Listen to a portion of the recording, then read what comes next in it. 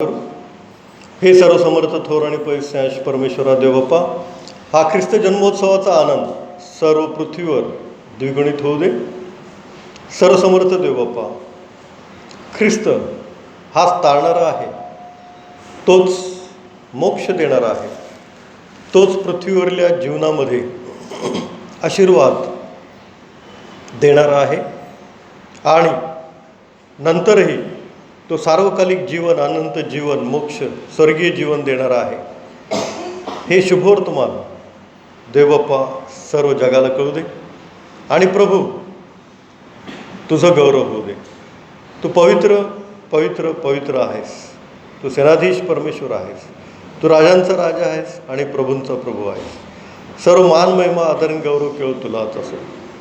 हे प्रभू, तू आम्हासाठी मनुष्य झालास, आम्हासाठी तू देवबाप्पा हे मनुष्याचं जीवन पत्करलंस आणि देवबाप्पा आम्हाला स्वर्गीय गोष्टी सांगून तुझ्या पवित्र रक्ताने शुद्ध केलंस, म्हणून आम्ही तुझे उपकार मानतो. स्वर्गीय राज्याचा मार्ग आमच्यासाठी तू झालास, म्हणून आम्ही तुझे उपकार मानतो. हे प्रभू, तुझ्या वचनाची भाकर मोडत असताना तू आम्हाबरोबर राहा आणि तुझं गौरव तो आम्हाद्वारे करून घे. काही चुकल्यास प्रभूजी तू आम्हाला क्षमा कर. ही लहान प्रार्थना आमचा धन्य तारणारा प्रभू श्री ख्रिस्त याच्याद्वारे मागतो नाही बापा, amen. Happy Christmas to all of you. देवाची स्तुती. या ख्रिस्त जन्मोत्सवाचा आनंद आपल्या सर्वांच्या मनामध्ये आहे, कारण आमच्यासाठी तारणारा जन्मला आहे, आम्हासाठी बाळ जन्मला आहे, आम्हास पुत्र दिला आहे. त्याच्या खांद्यावर सत्ता राहील, त्याला अद्भुत मंत्री, समर्थ देव, सनातन पिता आणि शांतीचा अधिपती म्हणतील. आणि देवदूतांनी सुवार्ता सांगितली. आपण आता शुभवर्तमान वाचलं. बेथलेहममध्ये योसेफ आणि मरिया हे नावनिशी लिहून देण्यासाठी गेले. हे सर्व पूर्वनियोजित होतं. परमेश्वराने हे सर्व काही पूर्वनियोजित केलं होतं. बेथलेहम हे योसेफाचं गाव आणि बेथलेहममधूनच तारणारा जन्मेल. हे प्रभू येशू ख्रिस्ताच्या जन्माच्या आधी 500 वर्ष मिखाने सांगितलं होतं, जो आपण प्रथम शास्त्रपाठ वाचला. मिखा याचा 5वा अध्याय आणि 2रं वचन आपण वाचलं की हे बेथलेहमा एफ्राता, तू यहूदांच्या हजारामध्ये अल्प नाहीस, तर तुझ्यातून एक शास्ता निघेल आणि तो इस्रायलाचा शास्ता होईल, मेंढपाळ होईल. वाचा. हे बेथलेहमा एफ्राता, यहूदाच्या हजारांमध्ये तुझी गणना अन्य आहे, तरी तुझमधून एक जण निघेल, तो मजसाठी इस्रायलाचा शास्ता होईल. त्याचा उद्भव प्राचीन काळापासून, अनादी काळापासून आहे. हा, देवाची स्तुती असो. म्हणजे हा तारणारा प्रभू येशू ख्रिस्त बेथलेहममधून जन्मेल. हे येशू ख्रिस्ताच्या जन्माच्या आधी 500 वर्ष मिखा या संदेश त्यांनी सांगितलेलं होतं. देवाची स्तुती असो. आणि सर्व परमेश्वरांनी प्री प्लॅन केलं होतं. हे बेथेल हे नगर पण परमेश्वरांनी स्वतः उतरून पवित्र केलं होतं. जेव्हा याकोब पळून चालला होता तेव्हा तो झोपला ज्या ठिकाणी, त्या ठिकाणचं नाव, त्या गावचं नाव पूर्वी लूज असं होतं. परंतु परमेश्वर तिथे उतरला आणि परमेश्वराने सांगितलं की मी ही भूमी पवित्र केलेली आहे. आणि त्या याकोबाला एक स्वप्न दाखवलं की पृथ्वीपासून स्वर्गापर्यंत एक शिडी उभी केलेली आहे. आणि ती शिडी, पृथ्वी आणि स्वर्गाला जोडणारी शिडी म्हणजे कोण आहे? प्रभू येशू ख्रिस्त आहे. आणि म्हणून ती भूमी परमेश्वराने स्वतः उतरून पवित्र केली. आणि म्हणून याकोबाने त्या ठिकाणचं नाव, जे पूर्वी लूज होतं, ते बेथेल असं ठेवलं. काय ठेवलं? बेथेल. बेथेल, बेथ म्हणजे घर, एल म्हणजे देव, परमेश्वर, परमेश्वराचं घर, बेथेल असं त्या ठिकाणचं नाव ठेवलं. म्हणजे उत्पत्तीमध्ये अब्रामाचा मुलगा इसाक, इसाकाचा मुलगा याकोब, कितीतरी हजारो वर्ष आधी हे परमेश्वराने नाव पण त्या नगराचं ठेवलं, बेथेल. ती भूमी पवित्र पण केली. त्या ठिकाणी एक गोठा पण बनवून ठेवला. गोठा म्हणजे एक नैसर्गिक गुहा आहे. डोंगराचा एक छोटासा गुहेचा भाग आहे की ज्याच्यामध्ये तिथं लोक राहत असल्यामुळे, त्या आजूबाजूला लोक राहत असल्यामुळे त्या गुहेत जंगली प्राणी तर नव्हते. आपले पाळीव प्राणी बांधण्यासाठी त्या गुहेचा उपयोग बेथेलहेममध्ये करत होते. मग तो गोठा एक नॅचरल केव, नैसर्गिक गुहा अशी परमेश्वराने आधीच तिथे बनवून ठेवली. आणि मग योसेफ जेव्हा बेथेलहेममध्ये गेला तेव्हा त्याला उतरायला जागाच नव्हती. आणि उतरायला जागा नव्हती म्हणून त्याला तो गोठा देण्यात आला. जर उतरायला जागा असती तर ते घर पडलं असतं आणि येशू ख्रिस्ताच्या जन्माचा पुरावा नाहीसा झाला असता. परंतु परमेश्वराने ती गुहा, जो गोठा बनला ज्यामध्ये प्रभू येशू ख्रिस्ताने जन्म घेतला, ते आजही अस्तित्वात आहे. प्रभू येशू ख्रिस्त तारणारा देवाचा पुत्र परमेश्वर जिथे जन्मला ते ठिकाण आजही अस्तित्वात आहे. जगातल्या कानाकोपऱ्यातले लोक तिथं जाऊन ते ठिकाण पाहतात. आणि आपल्याला माहिती आहे परमेश्वराचं निसर्ग ऐकतो. प्रभू येशू ख्रिस्त जेव्हा गालील समुद्रावरून चालला तेव्हा त्याने पाण्याला आज्ञा केली की त्याच्या पायाखाली थांब. आणि ते पाणी पायाखाली प्रभू येशू ख्रिस्ताच्या स्थिर झालं आणि प्रभू येशू ख्रिस्त त्या पाण्यावरून, गालील समुद्राच्या पाण्यावरून चालत गेला. म्हणजे निसर्ग प्रभू येशू ख्रिस्ताचं ऐकतो. यहोशुआच्या वेळेला परमेश्वराने आज्ञा दिली सूर्याला की तू थांब, आणि गिदोनावर सूर्य स्थिर झाला आणि इस्रायल लोक काय केले, ते युद्ध जिंकले. देवाची स्तुती असो. म्हणजे निसर्ग परमेश्वराचं ऐकतो. दगडधोंडे पण ऐकतात. दगडधोंडे पण परमेश्वराच्या आज्ञा ऐकतात. यहोरियोच्या ज्या भिंती होत्या, नुसता 7 फेऱ्या मारल्या आणि यहोवाच्या नावाचा जय जयकार केला, त्या दगडधोंड्यांनी पण ऐकलं आणि काय झालं, त्या भिंती पडल्या. म्हणजे अख्खा निसर्ग, निर्जीव वस्तू सुद्धा परमेश्वराचं ऐकतात. आणि या रात्री निसर्गाला असं वाटलं की काहीतरी वेगळंच आहे, काहीतरी अद्भुत होणार आहे, काहीतरी भयंकर गोष्ट होणार आहे. आणि म्हणून निसर्ग त्या रात्री बेथेलहेममध्ये 25 डिसेंबरच्या रात्री स्टन झाला. स्टन म्हणजे एकदम विशेष. निसर्गाला काहीतरी वाटत होते की काहीतरी घडणार आहे, काहीतरी अद्भुत घडणार आहे. परमेश्वर त्याचा पुत्र बनून येणार आहे, जन्मणार आहे. आणि म्हणून बेथेलहेममध्ये प्रभू येशू ख्रिस्त मरियेच्या पोटी जन्मला तेव्हा निसर्गाने काहीतरी अद्भुत कृती केल्या, अद्भुत गोष्टी केल्या, अद्भुत गोष्टी. बाळ जन्मलं, त्याने टाहो फोडला आणि पहा काय झालं. यहुदी लोकांमध्ये अशी पद्धत आहे की बाळ जन्मलं आणि जर तो मुलगा असेल तर शेजार पाजारचे लोक येतात आणि त्या घराच्या भोवती फेर धरून गाणं गातात आणि देवाचं गौरव करतात. आजही ही पद्धत आहे. बाळ जन्मलं, मुलगा जन्मला तर यहुदी लोक शेजार पाजारचे येऊन काय करतात, फेर धरून गाणं गातात आणि देवाचं गौरव करतात. शब्बात पवित्रपणे पाळ ही आज्ञा दिलेली आहे. आजही ही पद्धत आहे की शुक्रवार संध्याकाळी 6 वाजता शब्बात सुरू होतो, शनिवारी संध्याकाळी 6 वाजता शब्बात संपतो इस्रायलमध्ये. आणि शनिवारी संध्याकाळी 6 नंतर हे लोक हॉटेलमध्ये जमतात आणि फेर धरून गाणं म्हणतात, देवाचं गौरव करतात आणि मग जेवण करतात. तर यांना आवडतं देवाचं गौरव करायला. तसं योसेफ आता बेथेलेममध्ये आहे, मरिया बेथेलेममध्ये, त्यांच्या ओळखीचं आता कोणच नाही. शेजार पाजारच्यांना काहीच माहिती नाही. आणि गोठा आणि त्याच्यामध्ये बाळ जन्मले हे पण शेजार पाजारच्यांना माहिती नाही. मग फेर कोण धरणार? शेजार पाजारच्या लोकांना काय माहितीच नाही. आपल्याला कसं माहिती असतं कोण आलेलं आहे, मुलगा झाला, मुलगी झाली, आपण भेटायला वगैरे जातो. आता यहुदी लोकांमध्ये फेर कोण धरणार आणि आनंदाने गाणं कोण गाणार आणि देवाचं गौरव कोण करणार? कोणच नाही. मग परमेश्वराने काय योजना केली? देवदूतांना पाठवलं. देवदूतांनी काय केलं? आनंदाचा गजर केला. कुठे? तिथेच बाजूला एक शेफर्ड्स फील्ड आहे. मेंढपाळ रानात मेंढरं राखत होते, तिथेच आहे बाजूला. एक अर्धा पाऊण तास लागेल चालत गेलं तर. आपलं हे कसं टेकडीवरचं चर्च आहे आणि स्टेशन वगैरे आहे, असं थोडंसं अंतरावर ते शेफर्ड्स फील्ड आहे. आणि तिथं मेंढरं राखत मेंढपाळ बसले होते आणि रात्रीच्या वेळेला बाळ जन्मल्यानंतर मी तुम्हाला सांगितलं की परमेश्वरचं निसर्ग ऐकतो. स्टन झालं काहीतरी, निसर्गाला वाटलं काहीतरी अद्भुत झालेलं आहे. कारण यशाने सांगितलं होतं आम्हासाठी बाळ जन्मला आहे, आम्हास पुत्र दिला आहे, त्याच्या खांद्यावर सत्ता राहील, त्याला अद्भुत मंत्री, समर्थ देव, सनातन पिता आणि शांतीचा अधिपती म्हणतील. हे अद्भुत काहीतरी आहे. आणि म्हणून निसर्गाने 2 गोष्टी केल्या. एक, तिथे देवदूतांचा मोठा तांडव जमला आणि इथं लोकांनी फेर धरण्याच्या ऐवजी देवदूतांनी फेर धरला.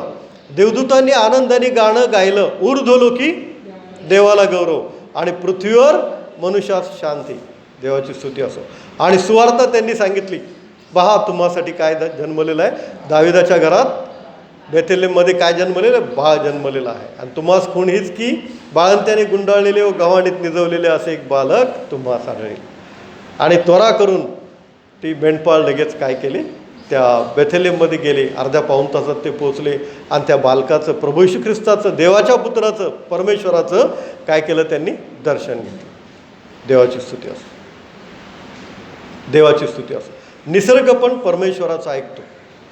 सुनामी लाटा जेव्हा आल्या होत्या तेव्हा प्राण्यांना ते पहिले कळालं आणि प्राणी सगळे पळून गेले होते. सगळे याच्या जे त्यांचं अभयारण्य वगैरे असते त्यातून ते पळून गेले होते. म्हणजे निसर्गसुद्धा त्याला परमेश्वराने ज्ञान दिलेलं आहे. आणि तो निसर्ग पण स्टन्न झाला या रात्री. काहीतरी अद्भुत गोष्ट घडली, कारण परमेश्वर स्वतः उतरला आणि त्याने काय केलेलं आहे, जन्म घेतलेला आहे. मनुष्याच्या तारणासाठी, मोक्षप्राप्तीसाठी, स्वर्गीय जीवन मनुष्याला प्राप्त करून देण्यासाठी, स्वर्ग कसा आहे हे सांगण्यासाठी. कुणाच काय माहीत नव्हतं स्वर्ग कसा आहे ते, आणि स्वर्गातून आलेलाच सांगू शकतो फक्त स्वर्ग कसा आहे ते.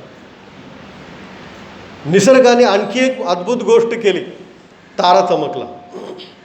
असा तारा कधीच कुठेच चमकला नव्हता आणि तो अद्भुत तारा होता.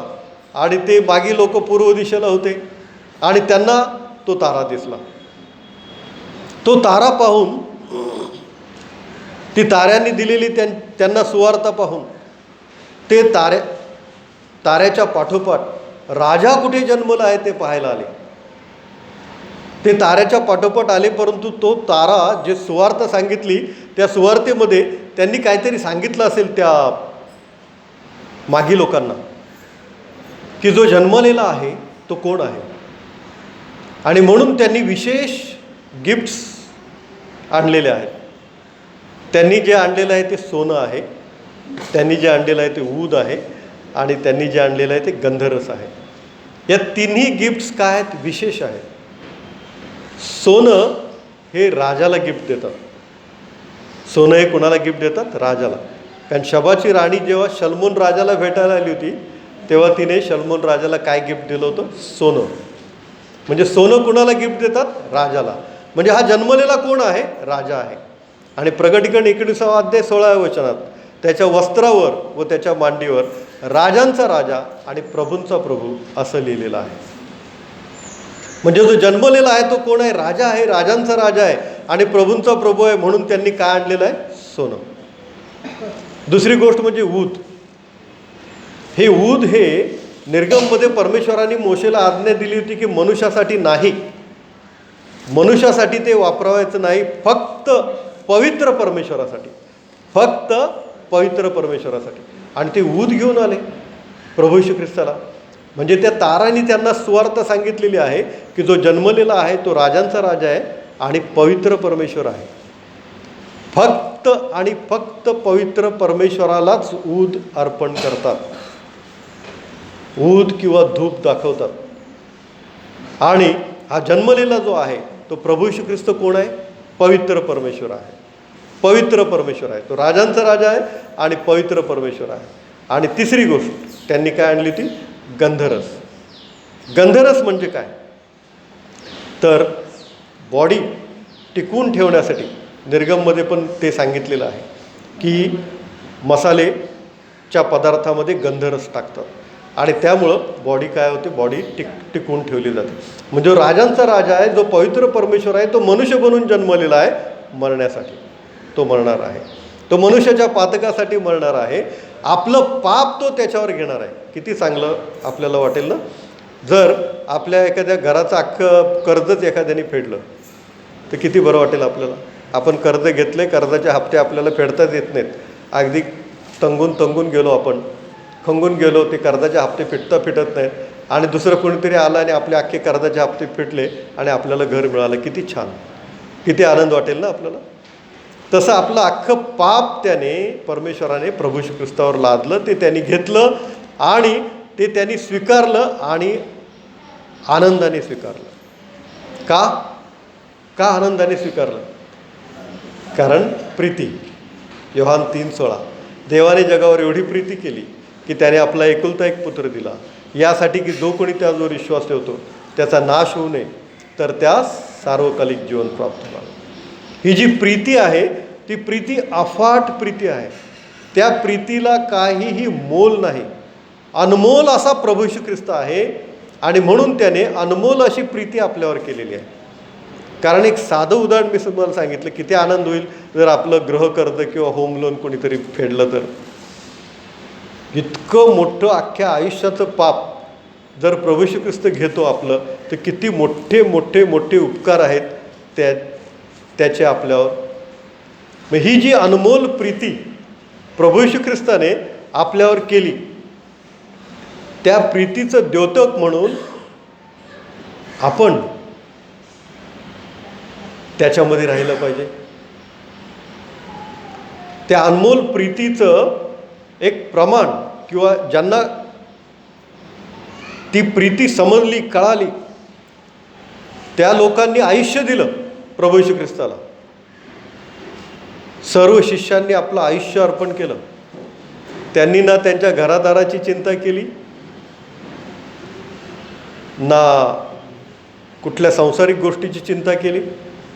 शिष्य संत पौल म्हणा, आयुष्य अर्पण केलं. आयुष्य का? तर ख्रिस्त अनमोल आहे, त्याच्यापुढे आपलं जीवन शून्य आहे असं ते समजले आणि त्यांनी आपलं जीवन प्रभू श्री ख्रिस्ताला काय केलं? अर्पण करून टाकलं. आजही रूपांतराच्या पर्वतावर काही गुहा आहेत आणि तिथे ग्रीक मंक्स, ग्रीक भिक्षुक आहेत आणि ते काय करतात? तिथे येऊन राहिलेले आहेत आणि ते प्रभू श्री ख्रिस्ताच्या दुसऱ्या येण्याची वाट पाहत आहेत. जसा निसर्ग स्टन झाला, तारा चमकला, अद्भुत गोष्टी घडल्या आणि प्रभू श्री ख्रिस्ताचा जन्म सगळ्या जगजाहीर झाला. जगजाहीर असा एकही देश नाही, एकही बेट नाही, एकही ठिकाण नाही की जिथं प्रभू श्री ख्रिस्ताचा जन्म झाला हे माहीत नाही, किंवा प्रभू श्री ख्रिस्त जन्मला हे माहीत नाही. कारण निसर्गाने त्या सर्व गोष्टी घडून आणल्या. अद्भुत गोष्टी तशाच होतील प्रभू श्री ख्रिस्त पुन्हा येईल तेव्हा, आणि म्हणून त्याची वाट पाहत पाहत आपण राहिलं पाहिजे. या रूपांतराच्या पर्वतावर ज्या गुहा आहेत त्याच्यामध्ये ग्रीक मंक्स राहतात आणि त्यांनी आपलं आयुष्य अर्पण केलेलं आहे देवाला,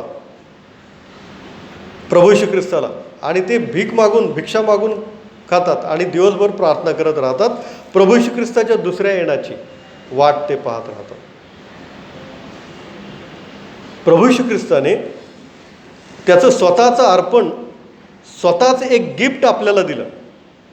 परमेश्वराने त्याचा पुत्र एक गिफ्ट आपल्याला दिला, तो म्हणजे प्रभू श्री ख्रिस्त. आणि प्रभू श्री ख्रिस्त हे स्वतःच एक गिफ्ट आहे आपल्यासाठी.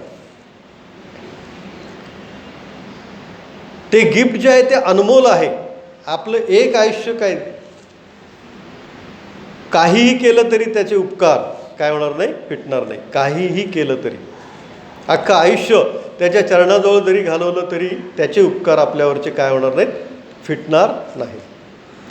त्याने आणखी काही गिफ्ट्स आपल्याला दिल्या. तो स्वतःच एक गिफ्ट आहे आणि त्यांनी आपल्याला आणखी काही त्याच्या जीवनातून ज्या काही गिफ्ट दिल्या त्या आपण पाहूया. एकदा प्रवचन त्याचं झालं, पुष्कळ वेळ प्रवचन त्याचं लांबलं आणि एक लहान मुलगा होता. सगळ्यांना भूक लागली. या लहान मुलाला त्याच्या आईने काय केलं होतं? भाकर आणि मासे बांधून दिले होते. आणि मग तो मुलगा त्या प्रवचनामध्ये इतका बिझी होता ते ऐकण्यामध्ये, की त्याच्या आईने बांधून भाकर आणि मासे दिले ह्याच्याकडे पण त्याचं लक्ष नाही राहिलं. त्याला भूक लागली ह्याची पण त्याला शुद्ध नाही राहिली. आणि तो मुलगा तर लहानच होता, काय फार मोठा नव्हता. आणि मग प्रभू येशू ख्रिस्ताला शिष्यांनी सांगितलं की लोकांना आता पाठवा, वेळ झालेली आहे, त्यांना जेवण करू द्या, गावात शेजारच्या गावात जाऊ द्या. तर प्रभू येशू ख्रिस्त म्हणाला, आपण देऊया त्यांना जेवण, वाढा त्यांना. ते म्हणले, आपल्याकडं काहीच नाही, फक्त एक मुलगा आहे, त्याच्याकडं 5 भाकर आणि 2 मासे आहेत, आणा इकडे. प्रभू येशू ख्रिस्ताने हातात घेतलं, आशीर्वाद दिला आणि 5,000पेक्षा अधिक लोकांना जेवण दिलं आणि पुरून उरलं. किती टोपल्या गोळा केल्या? 12 टोपल्या उरलेल्या जेवणाच्या, 12 टोपल्या गोळा केल्या. हा पुरून उरेल असा आशीर्वाद, असं गिफ्ट परमेश्वराने आपल्याला दिलेलं आहे. आपल्याला कधीही, आपण ख्रिस्तामध्ये आहोत, आपल्याला कधीही कुठल्याही गोष्टीची कमतरता आयुष्यात शेवटपर्यंत पडणारच नाही. ऐन वेळेला कुठूनही परमेश्वर आपली सोय करेल. एलिया रानामध्ये होता, त्याची सोय परमेश्वराने केली. कावळ्याद्वारे त्याला भाकर आणि मांसाचा तुकडा पुरवला. एलियाला सांगितलं, सारपत गावी जा, तिथे एका विधवेच्या घरी परमेश्वराने त्याची सोय केली. परमेश्वर आपल्याला कधीही कुठल्याही गोष्टीची कसलीही कमतरता पडू देणार नाही. फिलिप्पियरास पत्र 4 अध्याय आणि 19 वचन. तुमच्या सर्व गरजा परमेश्वर आपल्या संपत्तीनुरूप ख्रिस्त येशूमध्ये त्याच्या गौरवाने पुरवेल. तुमच्या सर्व गरजा, जे पाहिजे ते, घर पाहिजे घर, नोकरी पाहिजे नोकरी, बिझनेस पाहिजे बिझनेस, जे पाहिजे ते, चर्च पाहिजे चर्च, चर्चच्या जवळ घर पाहिजे, चर्चच्या जवळ घर, जे पाहिजे ते. आपण फक्त प्रार्थना करायचे, विश्वासाने देवाकडं मागायचं आहे. निसर्ग ऐकतो परमेश्वराचं. आपल्यावर परमेश्वराने निसर्गापेक्षा अधिक प्रीती केलेली आहे. आपलं परमेश्वर ऐकतो. आपल्या प्रार्थना धुपाप्रमाणे परमेश्वराकडे सादर होतात आणि लगेच आपल्याला परमेश्वर काय करतो? उत्तर देतो. म्हणून हे गिफ्ट प्रभू येशू ख्रिस्ताने आपल्याला दिलेलं आहे. आता मागे रिसेशन आलं होतं, पुष्कळ लोकांचे हाल झाले. आत्ता कोरोनामध्ये किती लॉकडाऊन झालं, पुष्कळ लोकांचे हाल झाले. पुष्कळ लोक चालत गेले, पुष्कळ लोक चालत जाता जाता मरण पावले, पुष्कळ लोक ट्रेनमध्ये मरण पावले, अन्न नाही म्हणून, पाणी नाही म्हणून, तुम्हाला माहिती आहे. पुष्कळ लोक ट्रेनच्या खाली येऊन मरण पावले. पण आम्ही देवाचे लोक, प्रभू येशू ख्रिस्ताचे लोक, आम्हाला त्यांनी सांभाळलं. त्या देवाची स्तुती असो.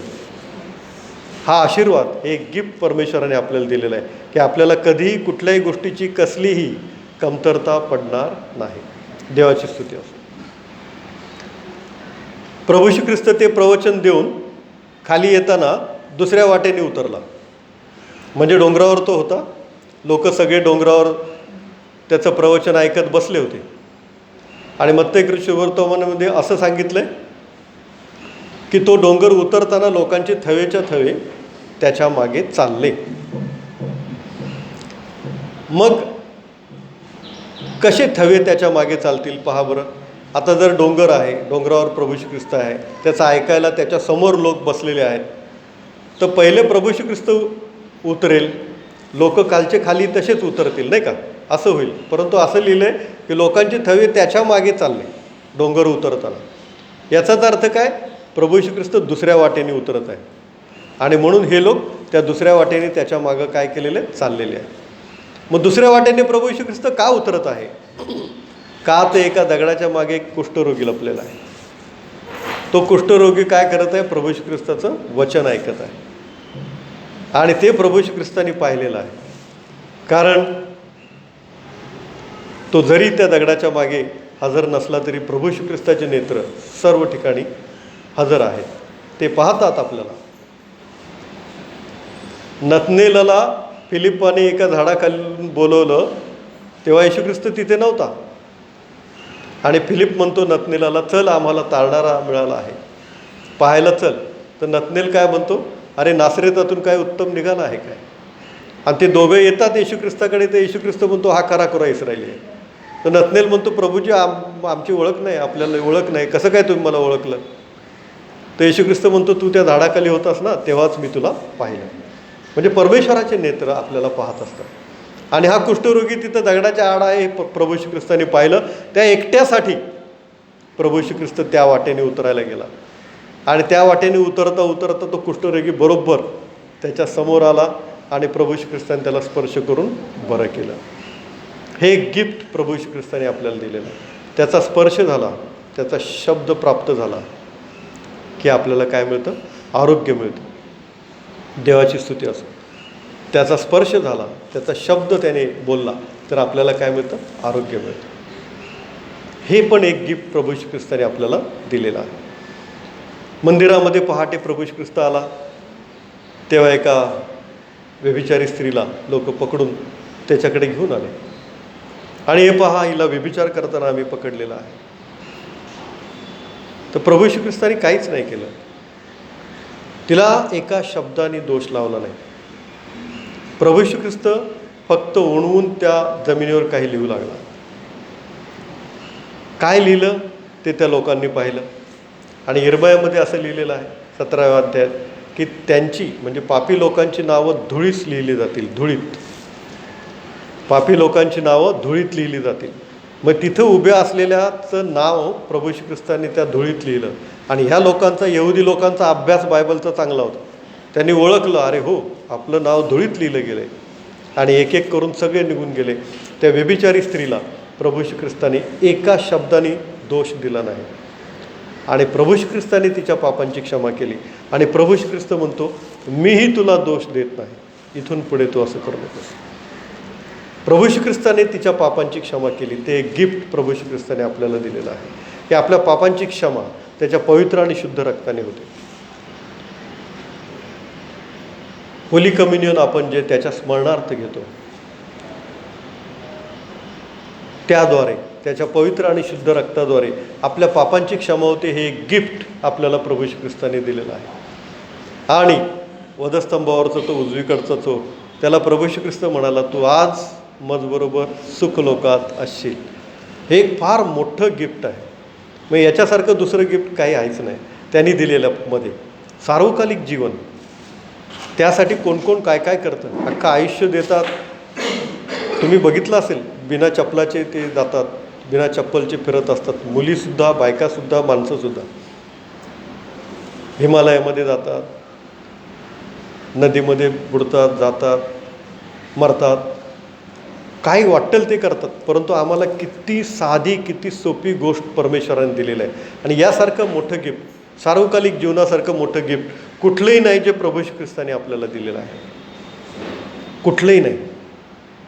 तू आज मजबरोबर सुखलोकात असशील. आणि म्हणून योहान 5:24 प्रभू श्री ख्रिस्त म्हणतो, जो माझं वचन ऐकतो आणि ज्याने मला पाठवले त्याच्यावर विश्वास ठेवतो, त्याच्यावर न्यायाचा प्रसंग येणार नाही.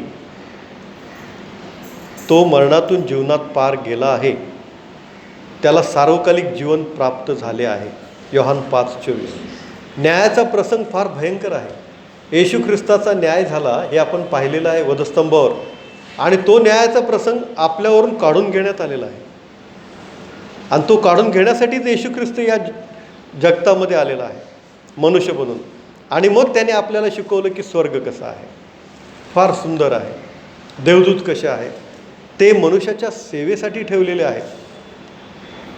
गॅब्रिएल दूताने येऊन जकर्याला दर्शन दिलं, मनुष्याच्या सेवेसाठी ते ठेवलेले आहेत.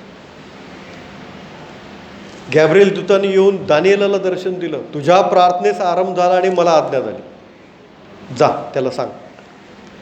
हे देवदूत मनुष्याच्या सेवेसाठी ठेवलेले आहेत. हे आपल्याला परमेश्वराने, प्रभू श्री ख्रिस्ताने स्वतः येऊन दाखवून दिलं. स्वर्ग कसा आहे, किती सुंदर आहे आणि किती छान त्याने तो आपल्यासाठी बनवलेला आहे, हे त्याने आपल्याला दाखवून दिलं. आपल्याला माहिती आहे, साधू सुंदर सिंग एकदा तिबेटच्या बर्फामधून जात असताना बर्फामधून ते अनवाणी चालत होते आणि ते बर्फाचं वादळ पण येतं तिथे. तेव्हा त्यांच्या मागून पुढे आलेले लोक, साधू चला चला म्हणून ते पुढे गेले, लवकर नाही तर तू मराल मध्येच कुठेतरी. आणि तसे साधू सुंदर सिंग चालत जात असताना त्यांच्या पायाला लागलेलं पण होतं. तसंच पुढे जात असताना पुढे ते जाऊन थोडा वेळ 1-2 किलोमीटर अंतर जाऊन बघतात तर तो माणूस मेला होता, मरून पडला होता. आणखी पुढे जाऊन बघतात तर आणखी एक माणूस, तो दुसरा होता, तो पण मरून पडला होता. तेव्हा साधू सुंदर सिंगांना खूप वाईट वाटलं आणि त्यांनी एक प्रार्थना केली, हे प्रभू परमेश्वरा, प्रभू येशू ख्रिस्ता, मी पण असाच या माणसासारखं मरून पडेल काय? माझं कोण आहे ते? तेव्हा प्रभू येशू ख्रिस्ताने त्यांना दर्शन दिलं आणि आकाश उघडून दाखवलं की इतके सगळे देवदूत काय आहेत? तुझ्या सेवेसाठी आहेत. इतके सगळे देवदूत तुझ्या सेवेसाठी आहेत आणि तुला त्या गावात जायचं आहे आणि तुला त्या गावात जाऊन सुवार्ता सांगायची आहे. हे परमेश्वराचं नियोजन आहे. परमेश्वर आपले काळजी घेतो आणि म्हणून यशाया 49:16 म्हटलेलं आहे की मी तुला माझ्या तळहातावर कोरून ठेवले आहे, तुझे कोट नित्य मजपुढे आहे. आणि म्हणून यशाया 49:15 म्हटलेलं आहे, आईला आपल्या तान्ह्या बाळाचा विसर पडेल काय? कदाचित तिला विसर पडेल, परंतु मी तुला विसरणार नाही. इतकी काळजी घेणारा, आई वडिलांपेक्षा अधिक काळजी घेणारा आमचा प्रभू येशू ख्रिस्त आहे. जेव्हा कधी आपल्याला थोडासा कठीण प्रसंग येतो, आपण पहिले प्रभू येशू ख्रिस्ताकडे येऊया, त्याच्या चरणाजवळ येऊया, त्याच्या चरणाकडे येऊन मागूया. तो आपल्याला सर्व पूर्ण उरेल इतके आशीर्वाद देण्यास समर्थ आहे. कारण यशाया 9:6 काय म्हटलेलं आहे? अद्भुत मंत्री, समर्थ देव. तो समर्थ आहे, तो सर्वसमर्थ आहे, तो देईलच देईल. तो आपला आई आहे, तो आपला बाप आहे, तो आपल्यावर करुणा करेलच करेल. यशाया 54:10 पर्वत ढळतील, टेकड्या नाहीशा होतील, परंतु माझी तुझ्यावरची दया ढळणार नाही, असा शांतीचा करार करणारा परमेश्वर म्हणतो. पर्वत ढळतील, टेकड्या नाहीशा होतील, परंतु माझी तुझवरची दया ढळणार नाही, असा शांतीचा करार करणारा परमेश्वर म्हणतो. आपल्यावर दया करण्याचा करार त्या शांतीच्या प्रभू येशू ख्रिस्ताने केलेला आहे. कधी कधी आपलं मन अस्वस्थ होतं आणि शिष्य घाबरले होते आणि दरवाजे बंद होते, तेव्हा प्रभू येशू ख्रिस्त आत आला आणि म्हणाला, तुम्हास शांती असो, तुम्हास शांती असो. हा शांतीचा अधिपती आहे आणि तो शांती आपल्याला देतो. आपलं मन अस्वस्थ होतं, आपले प्रियजन आजारी असतील, दुःखी असतील, मनुष्य आहे, या गोष्टी होतात. पेत्राची सासू पण आजारी होती. प्रभू येशू ख्रिस्त आपल्याला अशा कठीण प्रसंगामध्ये काय करतो? शांती देतो, दिलासा देतो. आपल्या मनाला काय करतो? मनावर, दुःखी मनावर, कष्टी मनावर काय करतो? फुंकर घालतो. नाहीतर तुम्ही बघा, डिप्रेशनमध्ये गेलेले लोक, त्यांची अवस्था काय असते बघा. आत्ता एक सिनेनट नाही का, राजपूत, हा ना, सुशांत सिंग राजपूत, हा, धोनीचा रोल केला होता त्यांनी. इतका गाजलेला ॲक्टर, 3 कार तो बरोबर घेऊन जायचा ॲट अ टाईम. पैसा भरपूर. डिप्रेशनमध्ये गेला आणि त्यांनी काय केलं? सुसाईड केलं. म्हणजे थोडं दुःख झालं तर त्यातून ते वर येत नाही, सुसाईड करण्यापर्यंत त्यांची अवस्था जाते. पण परमेश्वर हे जग आहे, जगामध्ये वावरत असताना आपल्यालाही दुःख होतं. मलाही दुःख झालेलं आहे, माझी आई एक्सपायर्ड झाली तेव्हा. परंतु त्यातून एक पास्टर बोलले की जग आणि जगातल्या गोष्टींवर प्रीती करणाऱ्यावर परमेश्वराची प्रीती नाही.